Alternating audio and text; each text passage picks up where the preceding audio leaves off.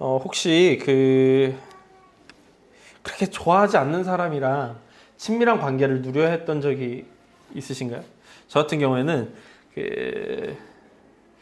사역을 하다 보니까 굉장히 많이 굉장히 많이 있었죠. 근데 부목사님이셨는데 저를 참 좋아하셨어요. 저 이영수 전화 이리 와봐 하더니 항상 어딜 가든 데리고 다니시고, 제가 사임할 때는 가방을 선물로, 이렇게 사역할 때 이런 가방 하나쯤은 가지고 있어야 된다고 선물로 주시기도 했죠. 근데 제가 참 불편해하고 싫어했는데 옆에 데리고 다니면서 얼마나 그 설교를 하는지 그거 참 듣기 불편한데 고집이 너무 세신 거예요. 그래가지고 막 다른 사람들이 다 아니라 그래도 그분이 자기가 생각이 다르면 무조건 그 생각대로 해야 되는, 하필 그분이 우리 교회의 선임 부목사였기 때문에 그분이 권력이 제일 세서 그분의 뜻대로 항상 해야 되는 상황이었죠. 하지만 저는 항상 처세술이 밝아서 그런 분들에게 항상 잘했어요. 마음으로는 굉장히 불편하고 별로였는데 겉으로는 얼마나 친절하고 친하고 가까이 됐는지 모르겠어요. 겉으로는 참 웃음을 가지고 있지만 마음으로는 칼을 품고 있다라는 것이 그렇게 선하지 않다라는 걸 오늘 본문 가운데 저는 보게 됩니다. 유대인에게 유월절 준비는 유월절 전날 시작하게 돼요. 그래서 왜 우리도 옛날 요즘은 이제 명절 느낌이 안 나는데 저 어렸을 때만 해도 명절만 되면 뉴스에서 막 한 달 전부터 막 사람들이 밤새 줄을 서가지고 기차표를 예매하고 버스표를 예매하고 타고 가면 큰 집에서는 항상 기름 냄새가 났어요. 누나들이 막 그날부터 전을 부치고 막 하느라고 온 집안에 전 냄새가 났던 게 기억이 나요. 그렇듯이 유대인들도 이 유월절이 다가오면 그 전날에 유월절 준비를 시작하는 거예요. 그래서 직장에서도 유월절 전날이면 정오에 일을 마치게 해줬어요. 가서 유월절을 준비하라는 거죠. 그럼 오후 3시가 되면 이 가족의 대표는 어린 양을 데리고 제사장을 찾아가서 이 양을 하나님께 바친다라고 하죠. 그러면 제사장은 이 양을 잡아서 피는 제단 바닥에 뿌리게 되고요. 번제단의 기름진 부분을 드리고 짐승은 다리가 부러지지 않은 채로 손질을 하게 됩니다. 그리고 이 짐승의 머리는 뼈대에 붙은 채 이 헌물을 드린 이에게 돌려주게 돼요. 그러면 그 사람은 이 돌려받은 것을 가지고 집으로 돌아와서 가족들과 함께 유월절 식사를 하게 되는 거죠. 특히 예루살렘에서 이 예물을 드리는 이 유월절을 맞이한 사람에게는 이 예루살렘에 수많은 사람들이 모여들었기 때문에 하나님께 제사를 드리는 곳과 자신의 가족들이 머무는 곳이 매우 멀리 떨어져 있을 수가 있었어요. 그렇기 때문에 반드시 제사 드린 곳에서 먹거나 가족들이 모여야 되는 건 아니었고요. 좀 거리가 두더라도 가족들이 함께 먹을 수 있도록 규정되어 있었는데, 단 하나 꼭 지켜야 되는 규정이 있다면 예루살렘 성벽 안에서 이 식사를 해야 한다는 거였어요. 그러니까 예수님께서 예루살렘에 들어와셔서 이미 약 일주일의 시간을 보내시면서, 기록을 보면 예수님께서 예루살렘에 들어가셨다가 나가셨다 하시잖아요. 숙소가 예루살렘은 이미 만석으로 가득 차 있었기 때문에 베단이라는 지역에다가 숙소를 잡으셨던 것 같아요. 그런데 이 유월절 식사만큼은 성벽 안에서 해야 되다 보니까 어디서 해야 되는가에 대해서 고민이 있게 되는 것이죠. 그래서 제자들은 예수님, 우리가 어디서 예수님과 함께 유월절을 보내야 합니까? 라고 질문하게 됩니다. 예수님은 미리도 좀 준비하셨던 것 같아요. 그런데 이 준비가 마치 첩보 영화를 보는 것처럼 매우 조심스러운데요. 본문 13절에서 15절을 보면 그 모습을 이렇게 묘사합니다. 예수께서 제자 중에 둘을 보내시며 이르시되 성내로 들어가라. 그리하면 물 한 동이를 가지고 가는 사람을 만나리니 그를 따라가서 어디든지 그가 들어가는 그 집 주인에게 이르되 선생님의 말씀이 내가 내 제자들과 함께 유월절 음식을 먹을 나의 객실이 어디 있느냐 하시더라 하라. 그리하면 자리를 펴고 준비한 큰 다락방을 보이리니 거기서 우리를 위하여 준비하라 하시니 라고 이야기하는 거죠.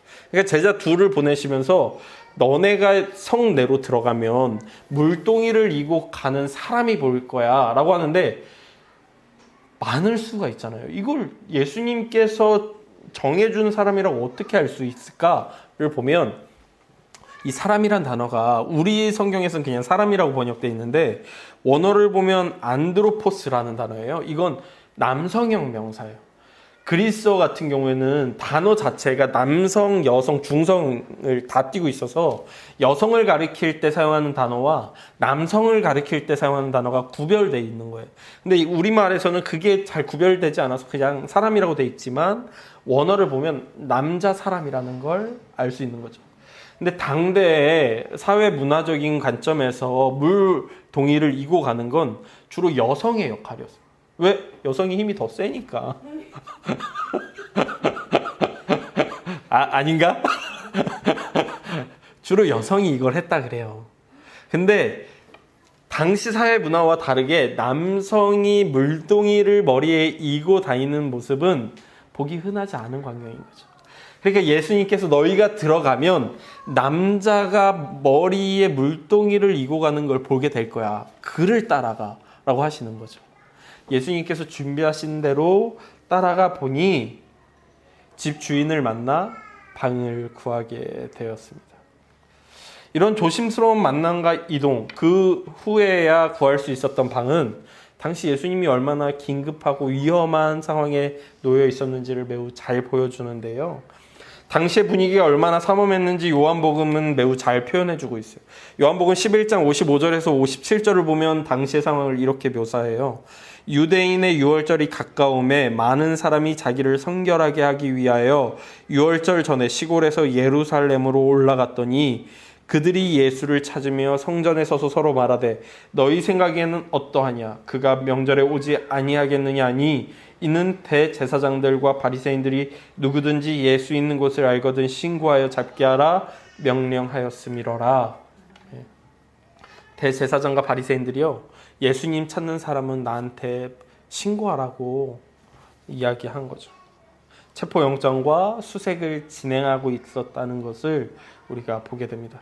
그런 상황에서 예수님께서 예루살렘의 제자들과 마지막 식사를 하기 위해 들어가신다는 게 얼마나 조심스러운지 우리가 유추해 볼 수 있는 것이죠. 그래서 예수님은 매우 조심스럽게 지혜를 찾아 방을 구하게 된 겁니다. 그렇게 조심스럽게 구한 방에서 예수님과 제자들이 모여 식사를 할 때 예수님께서 제자들을 향해 이렇게 이야기하세요. 너희 중에 한 명이 나 배신한다 라고 말씀하시는 거죠. 제자들은 충격에 빠져서 혹시 자기가 아닌지 두려워하며 예수님께 주님, 저는 아니죠 라고 질문을 해요. 아쉽게도 배반자는 그 공간 안에 있는 사람 중 한 명이었고 우리가 잘 알듯이 유다입니다. 유다의 간악함이 매우 잘 보여지는 장면이 오늘 본문 가운데 나오는데 19절은 그렇습니다. 제가 읽어드릴게요. 다 앉아 먹을 때 예수께서 이르시되 내가 진실로 너희에게 이르노니 너희 중에 한 사람 곧 나와 함께 먹는 자가 나를 팔리라. 함께 음식을 먹고 함께 교류하고 함께 살아가는 사람이 예수님을 배반할 거라는 것이죠. 고대사에서 식사를 함께 한다는 것은 특별한 의미였어요. 수리아라는 지역에 전해지는 격언에는요, 함께 식사했던 자에게 속이는 일을 하지 말라라고 이야기해요. 믿음을 깨트리는 것이 특히나 식사를 함께하는 가족과 친구 관계에서는 해서는 안 되는 행동이라고 이야기하는 것이죠. 음식을 함께 먹는다는 것은 매우 신뢰하는 관계이기 때문에 서로 배신하는 행위는 매우 혐오스럽고 극악한 행위로 판단되는 행위였습니다. 그러니 유다의 행위가 얼마나 간악합니까? 우리는 이미도 지난주 본문을 통해 유다가 대제사장들을 이미도 만났고 예수를 팔겠다고 약속하고 마태 기록에 따르면 그때 이미도 은 30개를 받았다는 것을 알 수 있습니다. 그럼에도 불구하고 그는 예수님을 팔겠다고 결심했고 팔겠다고 약속했음에도 불구하고 지금 예수님과 함께 식사를 하고 있는 것이죠.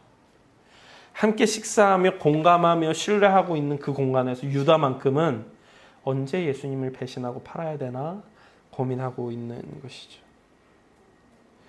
예수님을 향한 사랑과 신뢰도 전혀 문제가 없는 것처럼 예수님을 따라다녔고 식사를 함께하고 있는 이 유다, 마음에는 칼을 품고 겉으로는 우정을 유지하고 있는 듯한 모습을 취하고 있는 유다를 볼 때 어쩌면 그런 유다의 모습은 우리의 모습과 같다라고 생각하게 됩니다.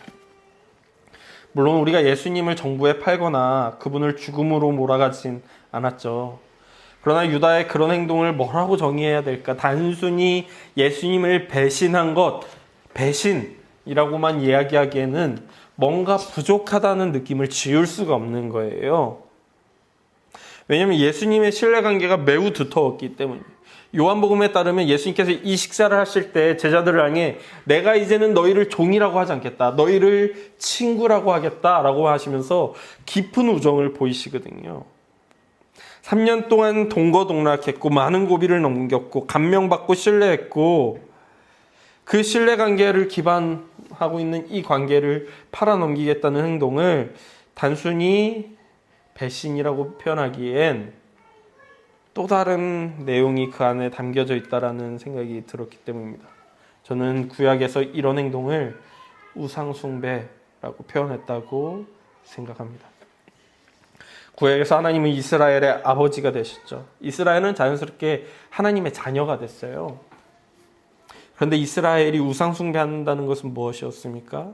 그 하나님 되신 아버지를 버리고 떠났다는 것을 의미했습니다. 이것을 조금만 더 살펴보면요.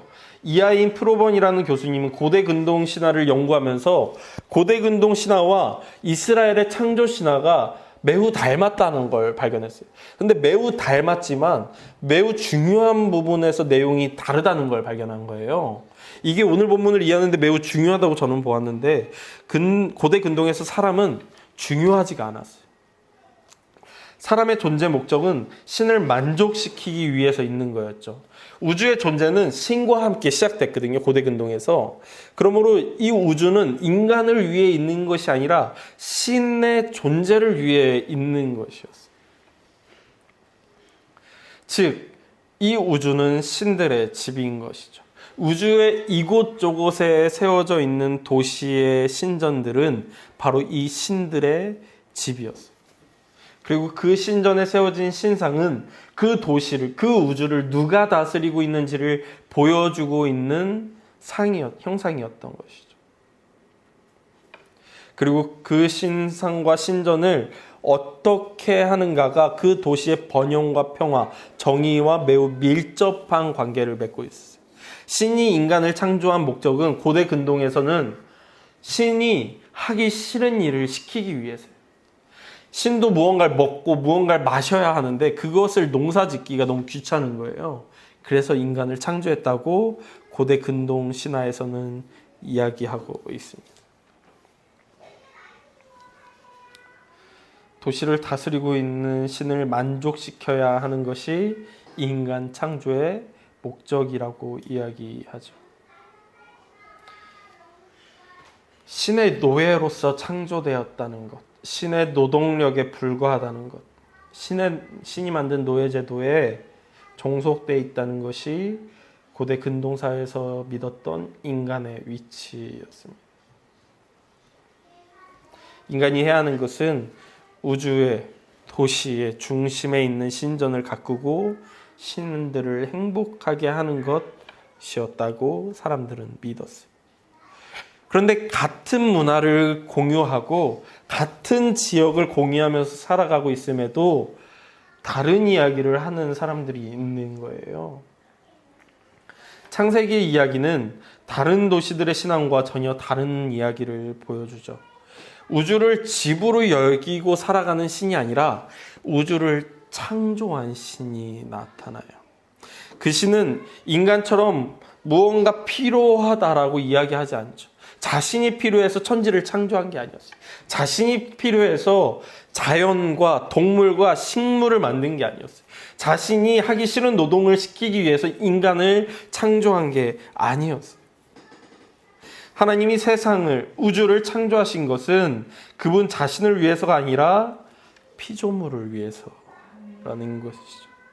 그리고 이 창조물들이 신을 먹여 살릴 필요가 없다라는 게 창세기의 이야기인 거예요.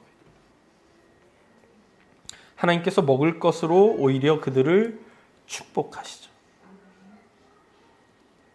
이것이 가장 명확하게 나타나는 것이 인간이 어떤 역할로 창조되었느냐라는 거예요.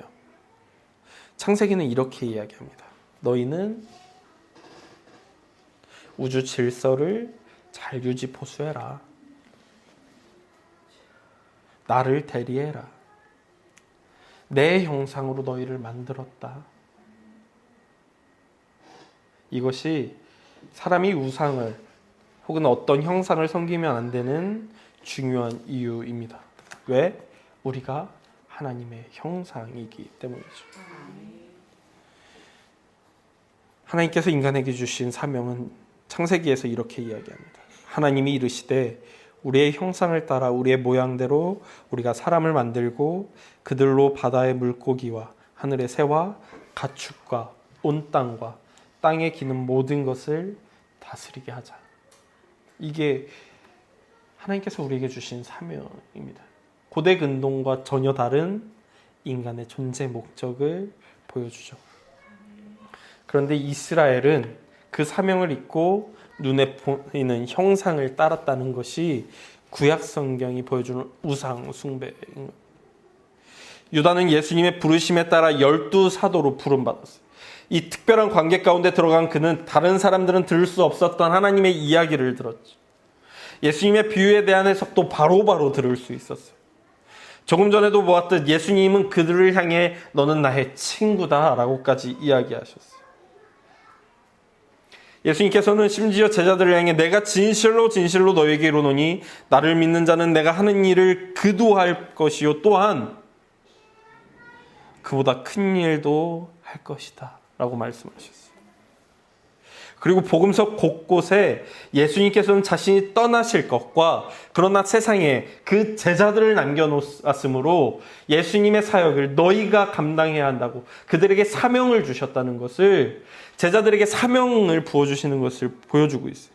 우리가 지난주에도 보았던 말씀에서 가난한 자들에게 주지 못하는 안타까움을 가지고 있는 제자들에게 괜찮아, 너희가 계속 그들과 함께 있을 거니까 라고 말씀하셨어요.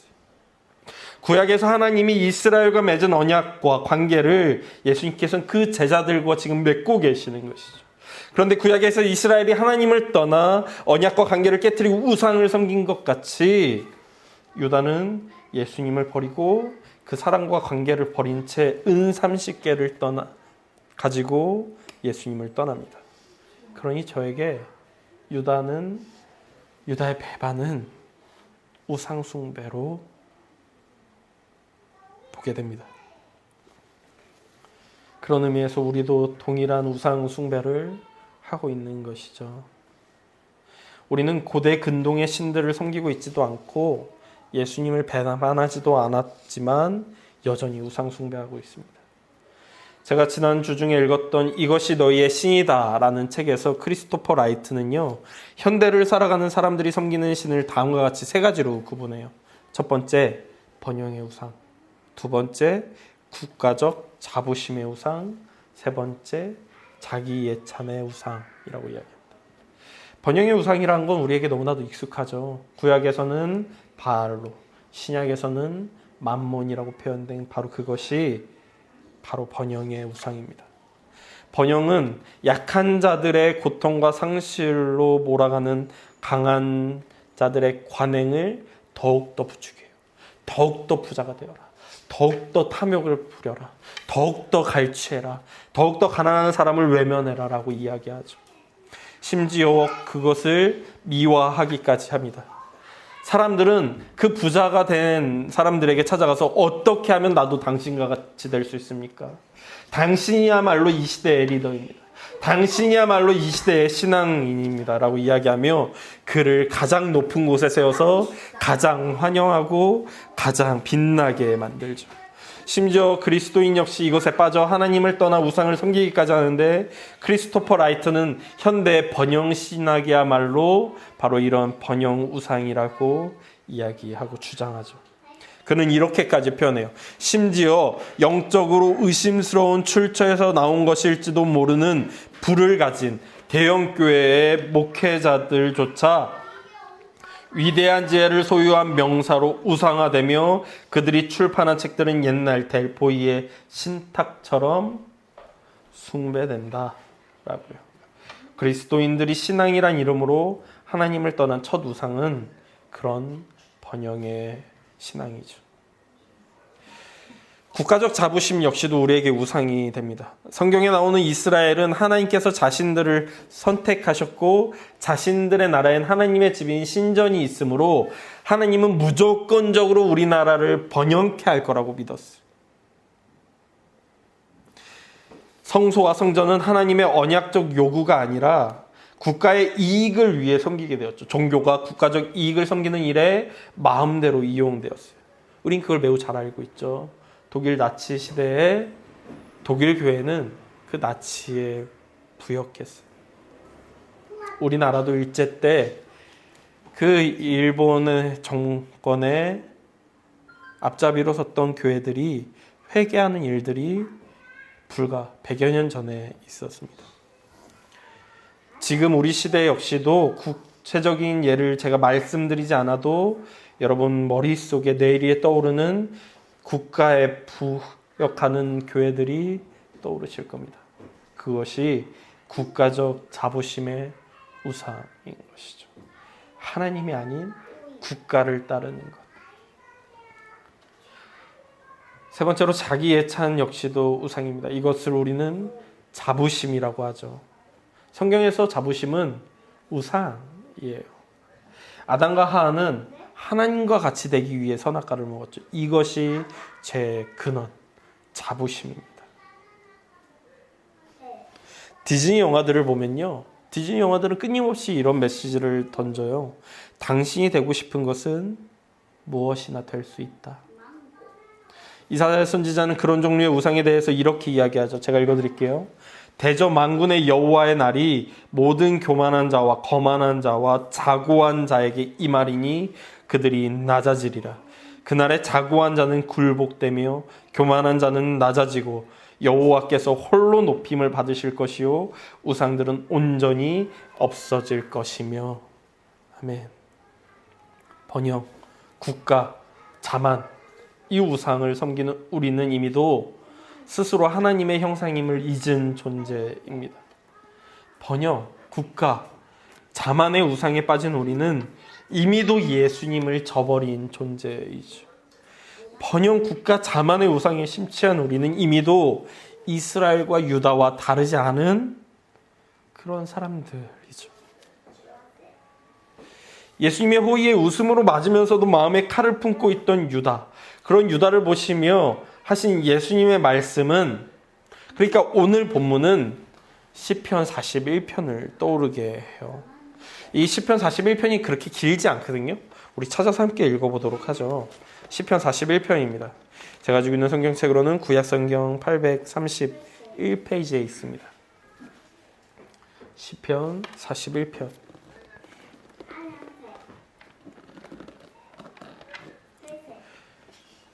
우리 한 절씩 교독하면서 읽어볼까요? 제가 먼저 읽겠습니다. 가난한 자를 보살피는 자에게 복이 있으며 재앙의 날에 여호와께서 그를 건지시리로다.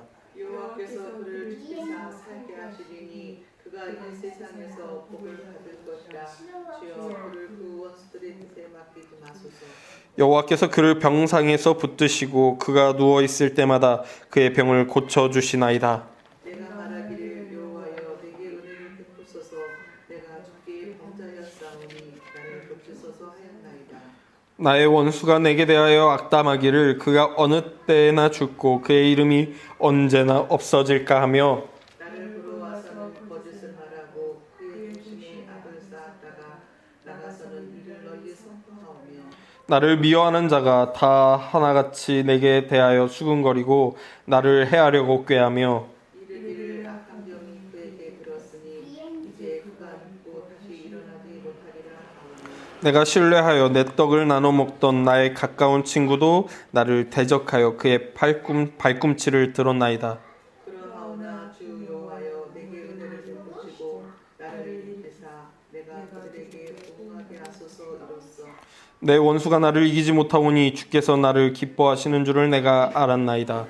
주께서 나를 온전한 중에 붙드시고 영원히 주 앞에 세우시나이다. 함께 읽겠습니다. 이스라엘의 하나님 여호와를 영원부터 영원까지 송축할지로다. 아멘. 아멘. 예수님께서는 이 시편 41편을 염두에 두고 오늘 말씀을 하고 계시죠. 유다는 다윗을 음해하는 자입니다. 41편 6절은 나를 보러 와서는 거짓을 말하고 그의 중심에 악을 쌓았다가 나가서는 이를 널리 선포하오며 라고 이야기해요. 바로 이가 바로 유다인 것이죠. 이런 유다에게 배신당해서 십자가에 무력하게 살해당한 예수님에 대한 소문은 시편 41편 8절 이르기를 악한 병이 그에게 들었으니 이제 그가 눕고 다시 일어나지 못하리라 하오며 내가 신뢰하여 내 떡을 나눠 먹던 나의 가까운 친구도 나를 대적하여 그의 발꿈치를 들었나이다. 이런 것과 같은 소문을 당시 사회에 퍼뜨렸을 수 있습니다. 근데요, 누군가 자신을 배신할 것이라고 하신 오늘 본문의 예수님의 예언이, 그리고 그 사람이 누군지에 대해 명확히 지목한 예수님의 이 예언이 예수님의 죽음을 비열한 배신에 의한 결과로 만들지 않습니다. 예수님의 지목과 예언이 예수님에 대한 소문을 잠재우죠. 불신과 불명예를 안기기보단 오히려 예수님이 믿을 만한 분임을 나타내 줍니다. 어떻게요? 예수님이 예견하셨기 때문이죠. 예견하셨음에도 불구하고 그 길을 가셨기 때문입니다. 그리고 부활하실 것이기 때문이죠. 시편 41편은 우리가 읽었듯 소문과 불명예로 점철되어 있지만 거기서 끝나지 않아요. 우리가 읽었던 10절에서 13절을 한 번 더 제가 읽어드리면 이렇습니다. 그러하오나 주 여호와여 내게 은혜를 베푸시고 나를 일으키사 내가 그들에게 보응하게 하소서. 이로써 내 원수가 나를 이기지 못하오니 주께서 나를 기뻐하시는 줄을 내가 알았나이다. 주께서 나를 온전한 중에 붙드시고 영원히 주 앞에 세우시나이다. 이스라엘의 하나님 여호와를 영원부터 영원까지 송축할지로다. 아멘. 예수님의 예언은 시편 41편 10절에서 13절의 역할을 하는 거죠. 예수님의 죽음과 부활은 시편 41편 10절에서 13절의 역할을 하는 거예요. 그러므로 그분의 예언을 듣고 그분의 죽음을 목도하고 그분의 부활을 경험한 사람들은 시편의 기자처럼 노래하게 되는 거예요. 이스라엘의 하나님 여호와를 영원부터 영원까지 송축할지로다. 아멘. 우리는 조금 전에도 보았듯이 우리는 이스라엘과 같이 하나님을 배신한 우상 숭배자입니다. 우리는 유다와 다름없는 배신자이죠.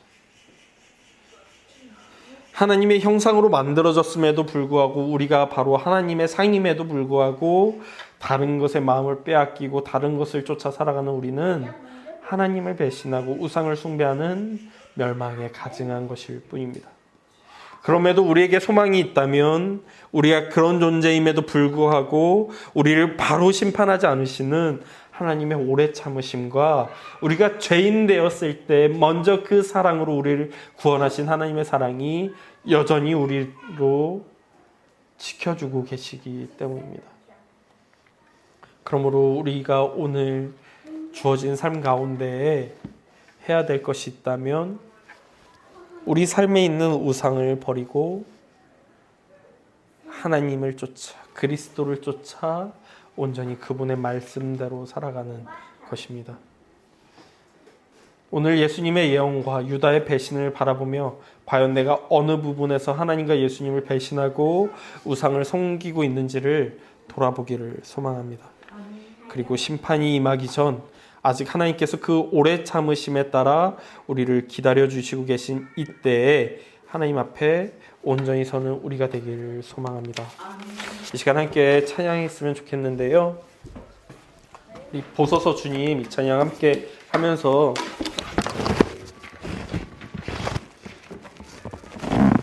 하나님 앞에 함께 다짐하는 시간이 되었으면 좋겠습니다.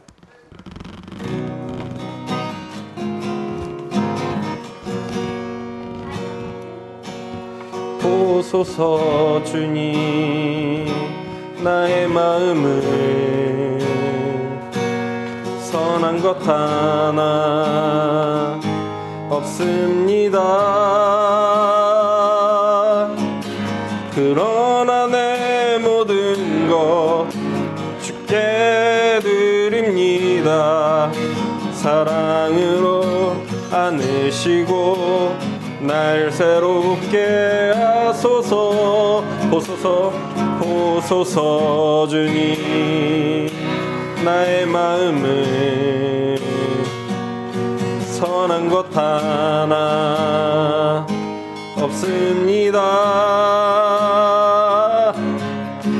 그러나 내 모든 것 주께 드립니다. 안으시고 날 새롭게 하소서. 주님 마음 내게 주소서. 내 아버지 주님 마음 내게 주소서. 나를 향하신 주님의 뜻이 이루어지도록 주님 마음 내게 주소서. 주님 마음 내게 주소서. 내 아버지 주님 마음 내게 주소서. 나를 향하신 주님의 뜻이 이루어지도록 주님 마음 내게 주소서.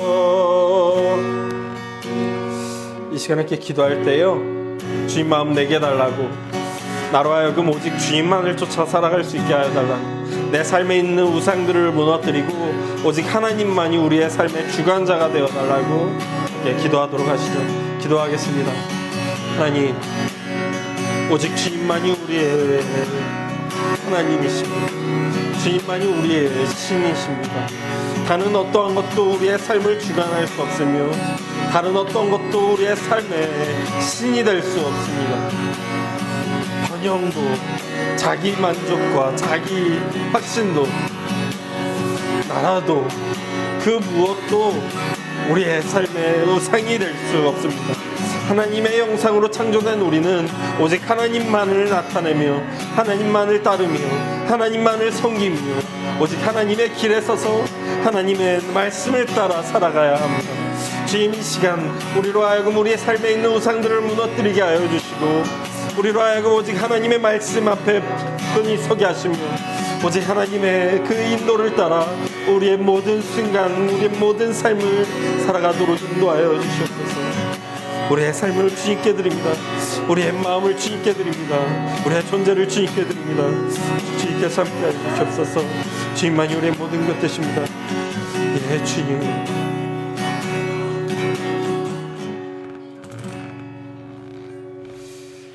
예, 그렇습니다. 주님,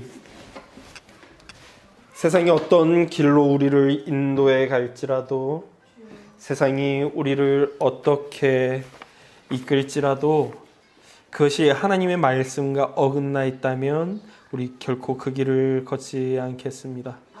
오직 우리 삶에 있는 모든 우상들을 무너뜨리고 결국에는 하나님의 말씀을 쫓아 살아가는 것이 삶에서 승리하고 오직 하나님의 뜻을 따라 살아가는 것만이 우리의 모든 존재를 구원하는 길임을 믿고 확신하며 그 길을 따라 살아가는 우리가 되게 하여 주시옵소서.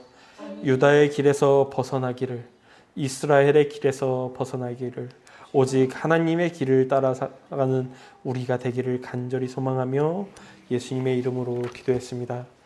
지금은 죽으심으로 승리를 선포하신 그리스도 예수의 은혜와 예수를 부활케 하심으로 그 사랑을 확증하신 하나님의 사랑과 우리 삶에 있는 모든 우상들을 제하도록 인도하시는 성령님의 인도가 세상의 길과는 다른 길이 있음을 믿으며 하나님의 말씀을 따라 순종하며 걷고자 하는 모든 성도님들 가운데 언제까지나 함께할지어다.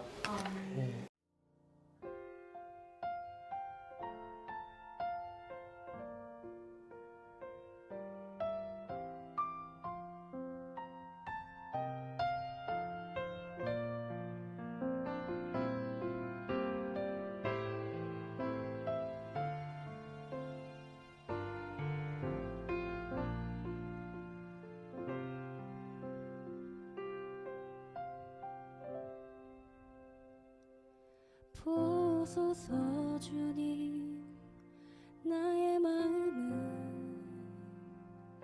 선한 것 하나 없습니다.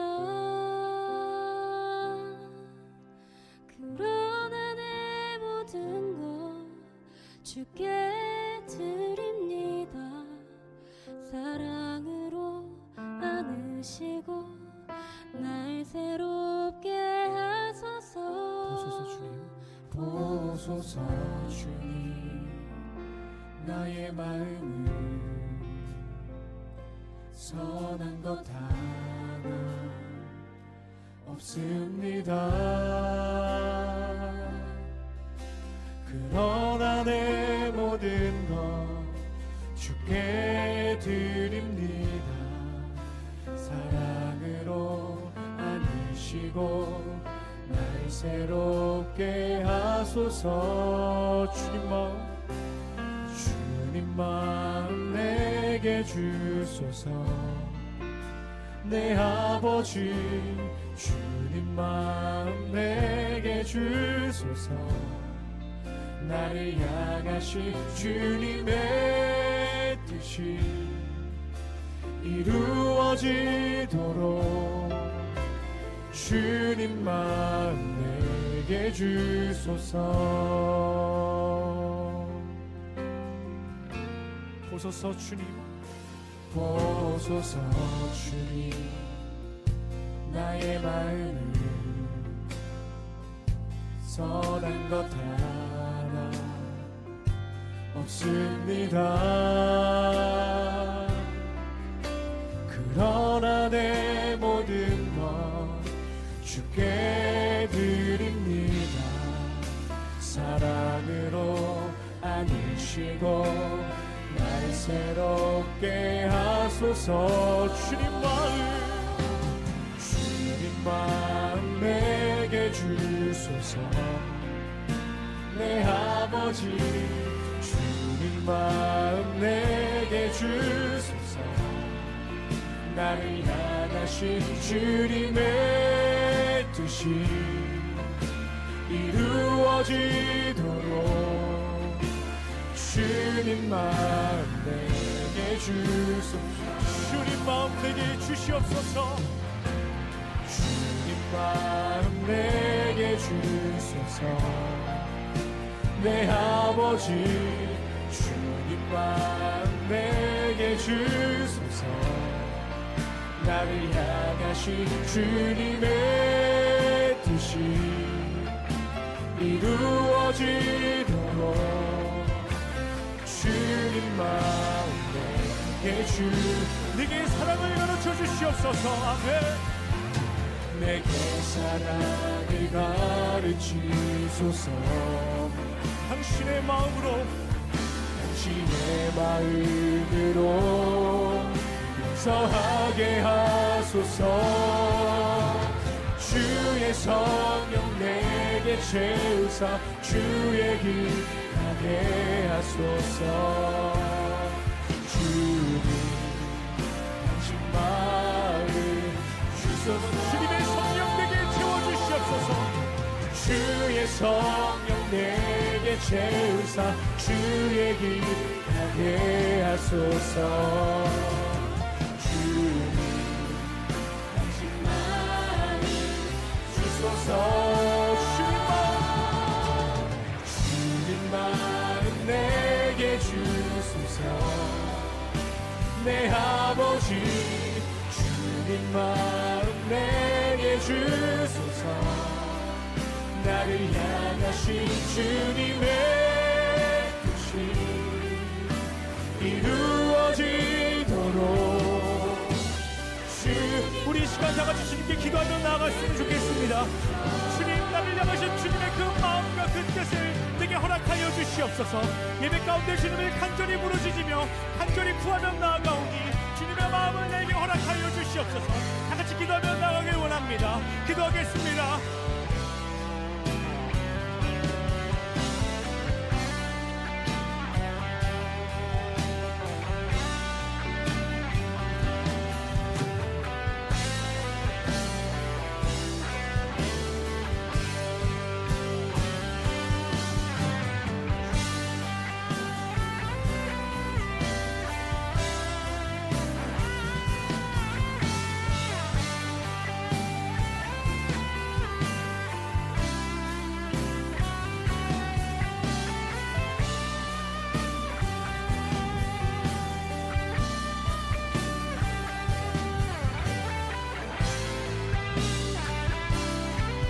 큰 목소리로 고백하며 나아갑시다.